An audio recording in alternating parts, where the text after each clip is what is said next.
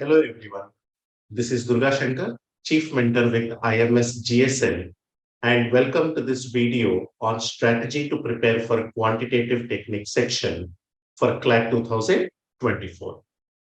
I'm sure all of you have this doubt in mind as to why quantitative techniques section. Now, if you are a serious aspirant for CLAT, when you look at one commonality with most of the students who score well, is that all of them are good. And if you want to put yourself ahead of those high scorers, you need to have something extra. And believe me, quantitative techniques is the right edge that you can have with respect to most of the other CLAT aspirants. Now, why and how? Let me take you through the detail one after the other. Now, why quantitative technique section can be that edge? Now, most of the CLAT aspirants often have this confusion of whether to put certain effort into quantitative technique section or not, because it carries very less weightage, almost to the tune of 5%, which is equivalent to 15 marks. But imagine if you are among the top scorers and you want to move ahead by putting certain amount of defined effort on the quantitative technique section, a student will be in a confident position to be able to score at least 10 marks by attempting 10 to 12 questions out of 15 in the quantitative technique section. And an increment of 10 marks will definitely push your rank upwards by at least a 200 in number based on our observations in the past CLAT data. Now, an increase of a rank by 200 number approximately is going to make a huge difference in the type of NLU that you would get the allotment for. Also, the change in CLAT pattern that has happened in 2020 adds to advantage of the quantitative technique section. As you can see in this slide, CLAT prior to 2020, the quantitative technique section required students to have lot of knowledge and information with respect to concepts, formulae, theorems, etc. And the information given in the questions that would help the students to answer the questions was not much. But the current format of questions helps students in two ways. Number one, most of the information that is required for the student to answer the questions is provided in the data itself. And two, the type of additional knowledge the student is expected to have is quite limited. Now, let me also show you certain examples. Now, I have picked up a few questions from CLAT prior to 2020, where we had the standard multiple choice questions. Now, as you can read through the questions, you'll understand that for a student to be able to answer these questions, he or she should possess the common knowledge of the concepts as well as also the ability to use those concepts to find the right answer. Also, the questions were asked ranging from various topics of numbers, arithmetic, algebra, geometry, modern math, etc., which was definitely certain amount of effort required by the student to be able to score well. However, vis-a-vis these old type of questions, let me take an example of the question types in quantitative technique section in the new pattern to help you understand how different the quantitative technique section is now as compared to the earlier. I would suggest you pause the video here for a minute, go through the passage, and then continue. After reading the passage, I'm sure you understand that it provides us a summary of the profit percentages of two companies, Polaris and Contingent, from the year 2007 till the year 2011. So, which means anything that has to do with the profit percentage of these two companies in these 4 years can be answered without much of effort.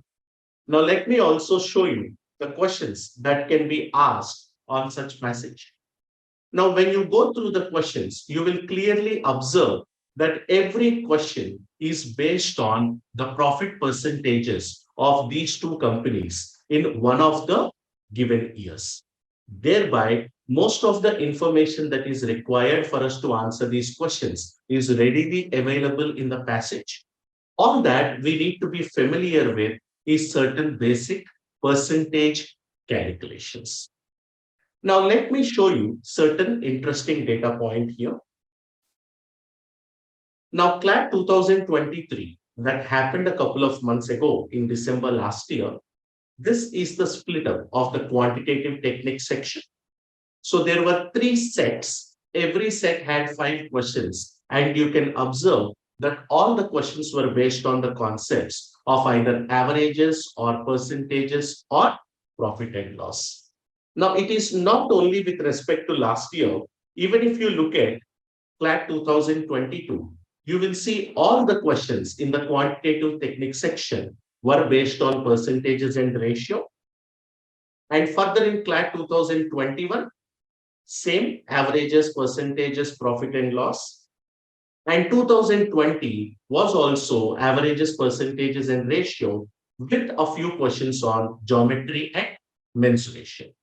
So based on how the quantitative techniques section has been evolving in the new pattern over the last 4 years, we strongly believe and suggest students that these are the four major topics that you need to focus on to be able to get the required skill to answer the questions in the quantitative technique section. And in case if the student can put in additional effort, over and above these four topics, the other topics that you can focus on so that you are prepared for any surprises in CLAT will be on the topics of geometry, mensuration, time, speed and distance, time and work, simple interest, compound interest, and Venn diagram. As you notice, there is no higher level math topics that are tested. And in all probability, there is a great chance that most of the questions would be from the concepts that we have seen in the previous slide of percentages, profit loss, averages, ratio proportionate variation. Now, how do we go about preparing for these topics? Of course, the first four topics are important. And with CLAT almost 300 days away, how do I plan my preparation? Now, at IMS, we believe that the study plan is a three-stage process. So for a student, acquire the best possible skill in any topic and end up scoring well in that particular topic or area or section. It's a three-stage approach that you need to follow. Number one is a learn phase where the objective is to learn all the concepts and formulae required for those topics with the help of the classes, concept videos, as well as the courseware material to build a strong foundation. Now, once the foundation is built, it is time to develop on that or to build on that foundation. Now, this is where the practice stage starts, where you are supposed to do the right type of practice in right quantum by utilizing the workbooks as well as strategy workshops and revision sessions diligently. And how much ever you prepare, how much ever you practice, unless it is put to test, ensure that we have done it in the right way to secure an outcome, it is not going to be of any help. Hence, once we reach a point where we have done enough amount of practice, then we need to put it to test by attempting the mock test at regular intervals to identify the gaps and also what type of effort we need to put in, fill in those gaps. In fact, this is what constitutes the LPT approach that IMS follows for the entire GSL program. LPT stands for Learn, Practice, and Test. So this is the pedagogy based on which our GSL program is made. Now, what to study? For the Learn and Practice and Test, the components in the IMS GSL program that will help you prepare for R. To learn the basics, you can watch the concept videos and the recap videos, which provide a summary of all important concepts of each topic. And you can revise your concepts by going through the basics in the courseware material and also by solving the practice questions of basic level in the courseware. At the practice stage, you have the topic-wise tests that are curated in such a way we have a wide range of difficulty level questions to expose you to a wide variety. And also, parallelly, you can solve questions from the courseware book, that is the practice books and the workbooks. And when it comes to tests, you can solve the mock tests, the CLATs, and the first year papers, and they are supported with the video solutions provided to all the proctored CLATs on the My IMS portal. Now, this entire set of components will provide you the necessary support to prepare and reach a point in the quantitative techniques section stage-wise where you can be confident and also make the difference by scoring those extra marks that we wanted to. Now, how do you go about this? You can have a day-wise breakup. Since, as mentioned earlier, we are almost close to 300 days to CLAT.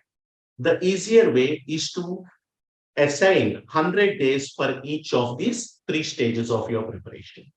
You can set yourself a target that within the first 100 days, I will ensure that I will learn the concepts, make myself familiar with the basics, and also do enough practice on the 4 major topics that are considered most important for CLAT.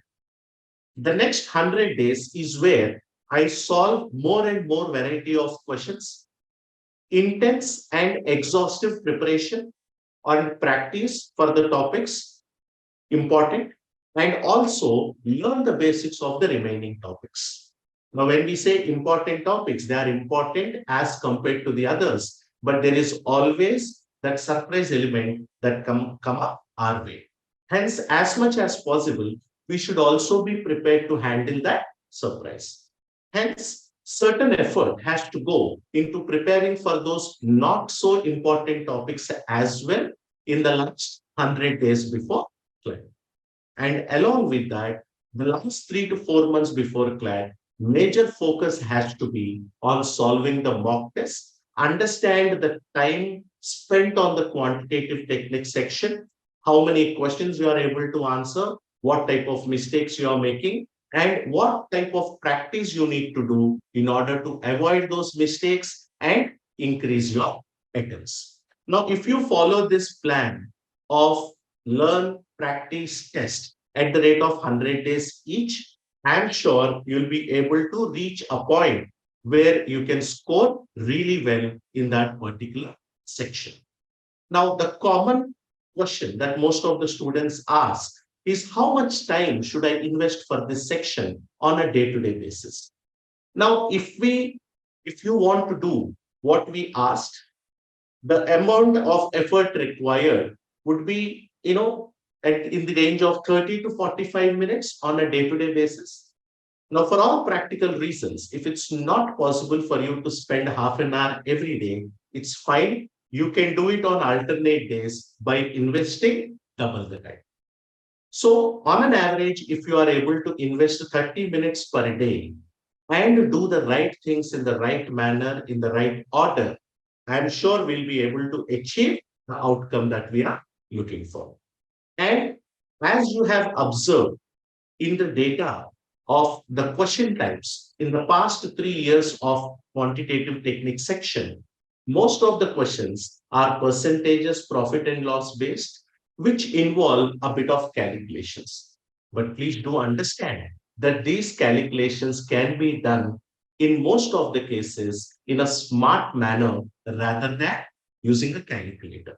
So hence, it is also necessary that we put in certain effort to make ourselves comfortable with calculations and also use certain basics of calculations to make ourselves strong, like multiplication tables, also memorize the squares and cubes, etc.